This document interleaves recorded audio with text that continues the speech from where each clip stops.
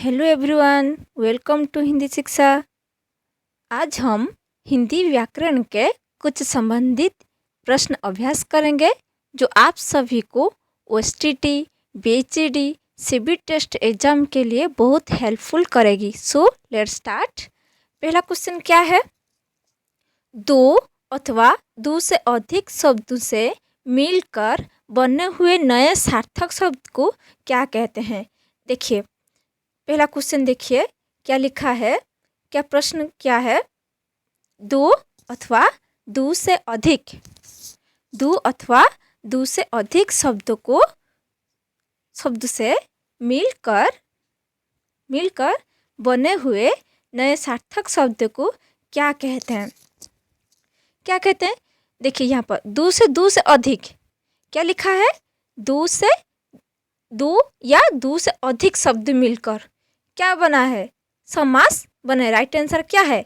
समास है। क्योंकि समास किसको कहते हैं? हम तो समास पढ़े हैं ना, तो समास किसको कहते हैं ना? दो या दो से अधिक पदों या शब्दों से मिलकर समास होते हैं, तो उससे नए सार्थक शब्द बनते हैं, तो उसको हम समास कहेंगे, तो उसे समास कहते हैं। तो समझ में आ रही है समास का परिभाषा, समास का डेफिनेशन क्या है? दो या दो से अधिक वर्णों, दो या दो से अधिक पदों या शब्दों से मिलकर जो बना उसको हम समास कहते हैं। इसमें से समास से क्या होता है? नया सार्थक शब्द बनता है। तो वही क्वेश्चन, वही परिभाषा दिया गया है ना, दो अथवा दो से अधिक शब्दों से मिलकर बने हुए नए सार्थक शब्द को क्या कहते हैं? समास कहते हैं। तो राइट आंसर क्या है? समास है। संधि किसको कहते हैं? ऑप्शन ए में देखिए, संधि किसको कहते हैं ना? दो या क्या है? दो या दो से अधिक वर्णों के मेल से जो बनते हैं उसको हम क्या कहेंगे? संधि कहेंगे। अवयव क्या है? अवयव क्या है? जो ऑप्शन सी में जो अवयव दिया गया है, अवयव किसको कहते हैं ना? जिनमें लिंग, वचन, पुरुष, काल आदि के कारण कोई विकार अथवा परिवर्तन नहीं होता है, उसे अवयव कहते हैं। और अवयव को और भी क्या कहते हैं? अविकारी शब्द। क्या कहते हैं? अविकारी शब्द। क्यों ना? जिस शब्द में लिंग, वचन, कारक आदि के कारण रूप परिवर्तन नहीं होता है, तो उसे अविकारी शब्द या अवयव कहते हैं। समझ में आ रहे हैं? तो एक पहले क्वेश्चन में, जो नंबर 1 क्वेश्चन में, तो राइट आंसर क्या हुआ?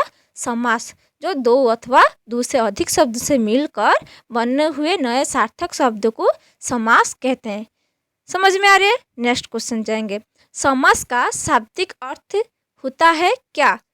समास का शाब्दिक अर्थ क्या होता है? तो राइट आंसर क्या है? संक्षेप। संक्षेप।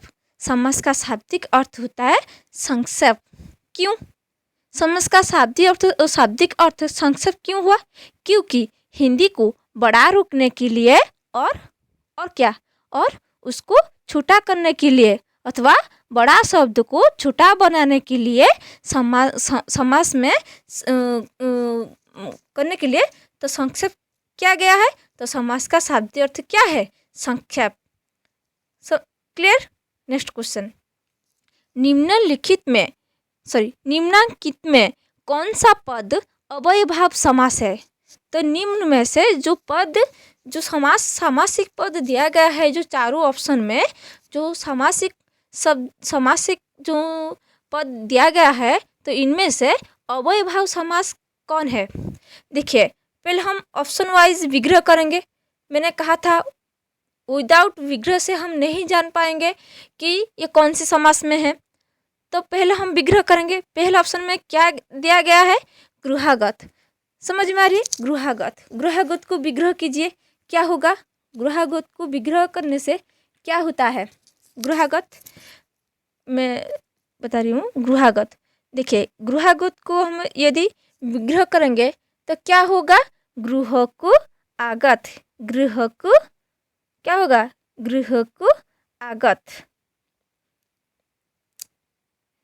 समझ में आ रहे? गृह को आगत। देखिए यहाँ पर गृह को आगत, यहाँ पर कौन से चिन्ह है? कारक चिन्ह। तो पूर्व पद में जो कारक चिन्ह लोप हो जाता है उसको हम कौन से समास में आता है? तत्पुरुष समास। देखिए पूर्व पद में जो कारक चिन्ह लोप हो जाता है उसको हम तत्पुरुष समास कहेंगे। तो गृह को आगत गृहागत ये कौन से समास में आ गया, कौन से समास में है गृहागत, कौन से समास में ना, गृहागत होचे तत्पुरुष, क्या है तत्पुरुष, समझ में आ रही है तत्पुरुष।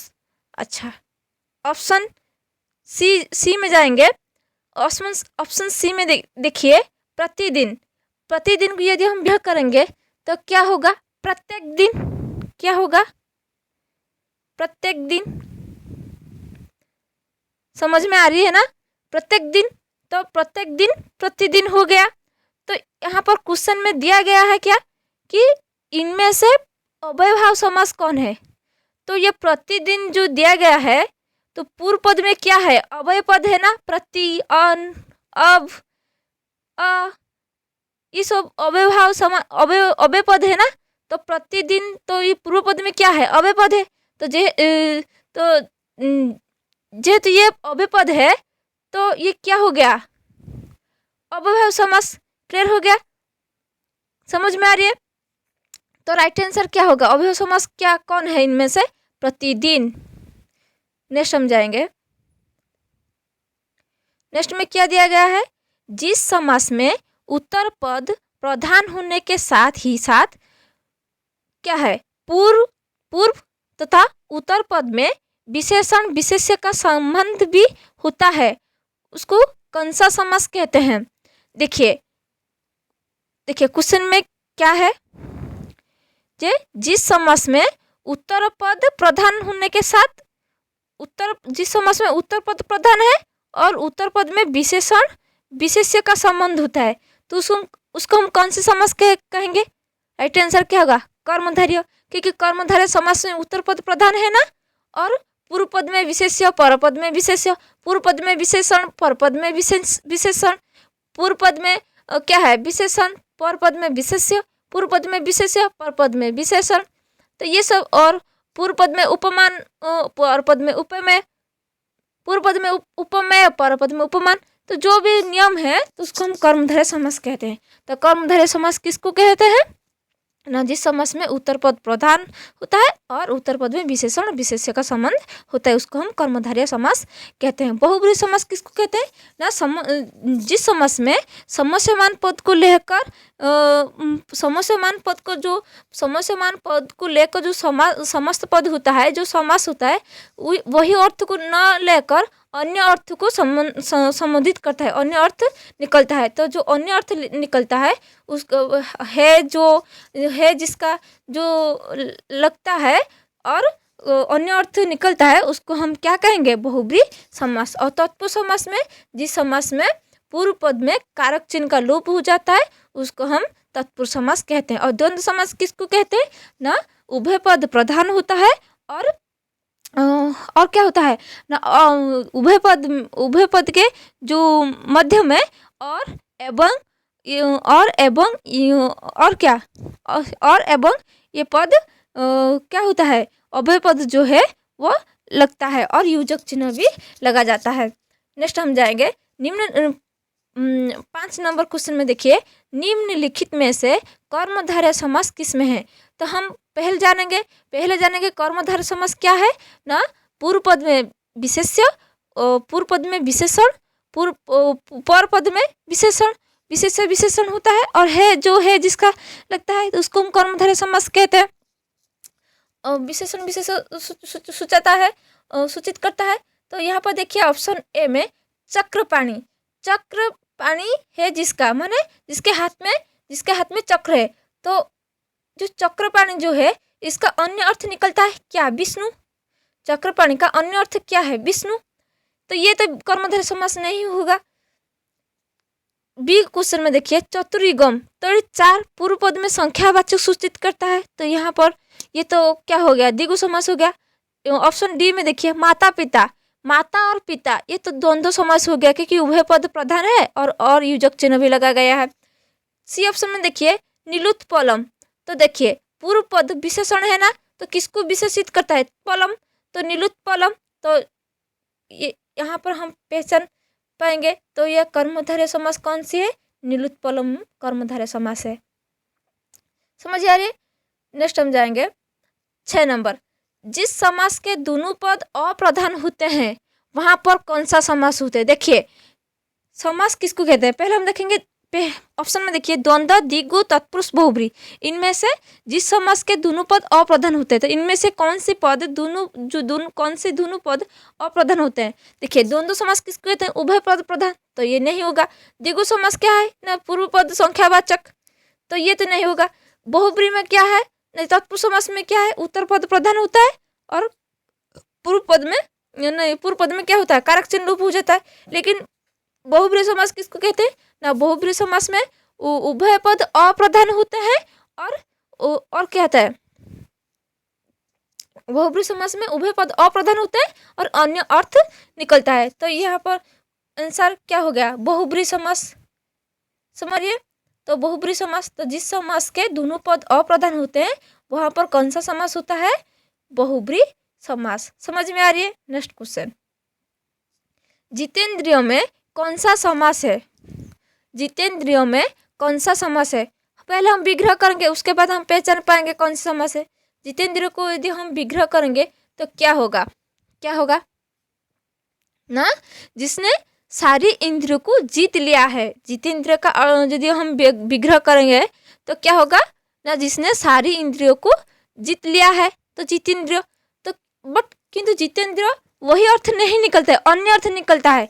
तो जितेंद्र का अन्य अर्थ क्या है, भगवान बुद्ध, भगवान बुद्ध ना। जितेंद्र कौन है, भगवान बुद्ध। जेहेतु ये भगवान बुद्ध है तो आंसर क्या होगा, बहुब्री समास, क्योंकि अन्य अर्थ निकलता है। तो जितेंद्र कौन सा समास है, बहुब्री समास। समझ में आ रही है। नेक्स्ट हम जाएंगे, देवासुर में कौन सा समास है, देवासुर में कौन सा समास है। पहले विग्रह करेंगे देवासुर, देवासुर को यदि हम विग्रह करेंगे, यदि हम विग्रह करेंगे देवासुर, देखिए यदि हम देवासुर को विग्रह करेंगे क्या होगा, क्या होगा ना, देव धन असुर, सॉरी धन नहीं, देवासुर को यदि हम विग्रह करेंगे तो क्या होगा, देव और असुर, देव और असुर। यहाँ पर देखिए, यहाँ पर उभय पद प्रधान है ना, और एवं युजक चिन्ह लगा गया ना, तो ये कौन से समास में आते हैं, द्वंद्व समास ना।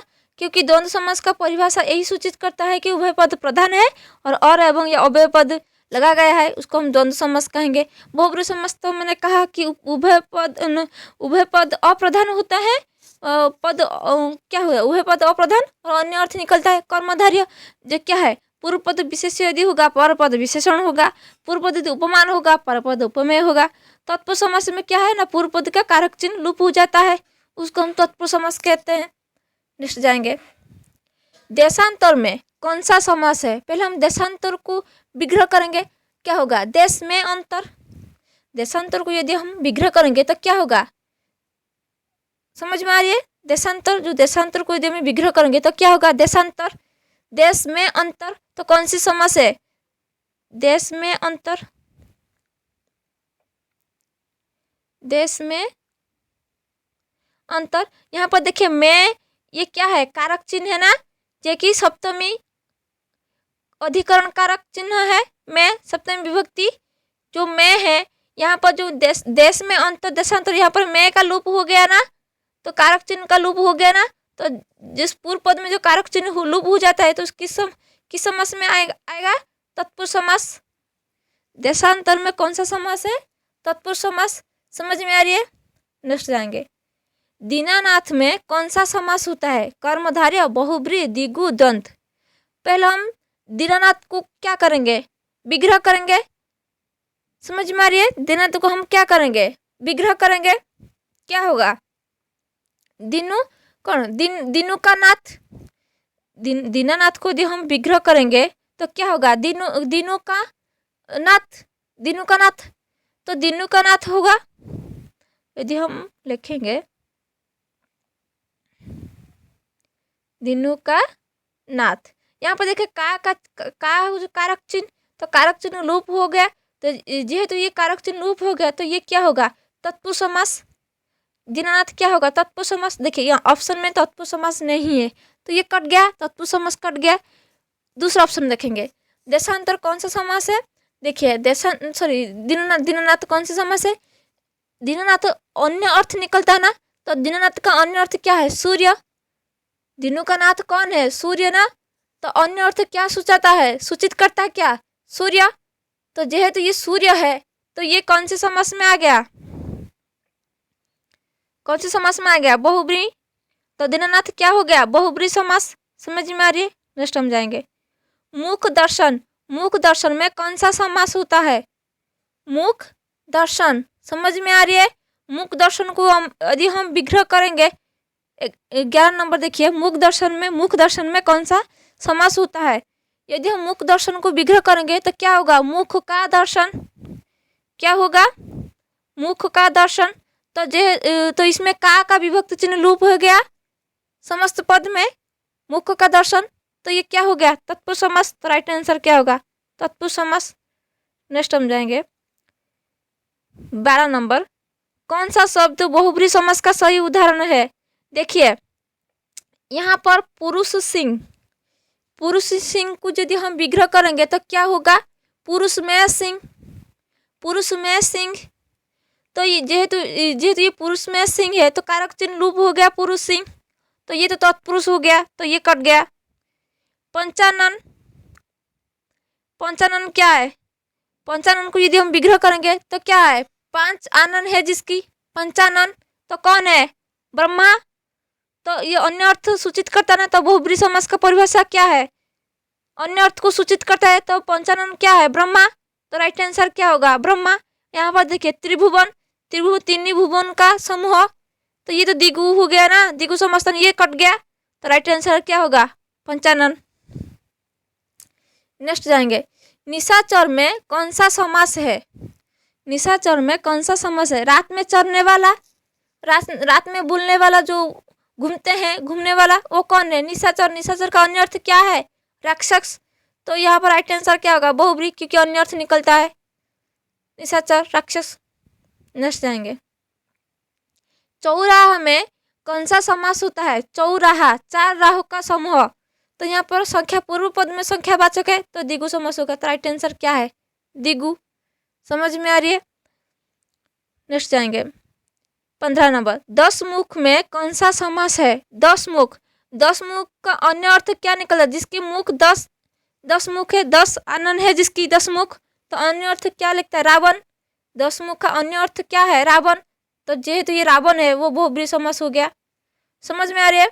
नेक्स्ट क्वेश्चन, सुपुरुष में कौन सा समास होता है? देखिए सुपुरुष, तो ये तो बहुब्री समास होता है, क्योंकि सह सब सुपुरुष, तो सह लगता है, लेकिन यहाँ पर बहुब्री समास नहीं है, तो सुपुरुष क्या हो गया? कर्मधारय समास होगी, क्योंकि पुरुष को कौन विशेषित करता है? सु। तो सुपुरुष, तो ये सु विशेषण है ना, ये पुरुष विशेष्य है, तो विशेष्य को विशेषित करता है सु, तो यहाँ पर सु क्या होगा? विशेषण पद। तो जेहेतु ये विशेषण पद है पूर्व पद में, तो यह कर्मधारय समास के अंतर्गत है, तो कर्मधारय समास। समझ, राइट आंसर क्या होगा? कर्मधारय समास। नेक्स्ट जाएंगे, विशेषण और विशेष्य के युग से कौन सा समास बनता है? आ गया फिर से, विशेषण और विशेष्य युग से, मैंने पहले से कहा विशेषण और विशेष्य युग से जो शब्द बनते हैं कौन से समास है? कर्मधारय समास। राइट आंसर क्या होगा? कर्मधारय समास।